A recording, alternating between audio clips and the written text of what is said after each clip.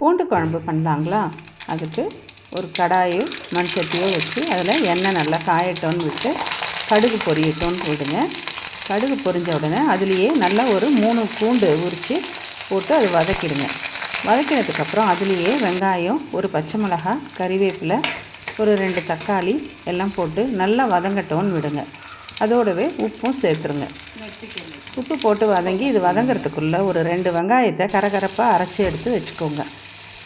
இப்போ இந்த வதங்கின வெங்காயம் தக்காளிலேயே மிளகாய்த்தூள், மஞ்சள் தூள் இதெல்லாம் போட்டு அந்த மிளகாய்த்தூள் வாசனை அடங்குற வரைக்கும் வதக்குங்க. அது வதங்கினதுக்கப்புறம் அதுலேயே வெங்காயம் அரைச்சி வச்சதையும் சேர்த்துருங்க.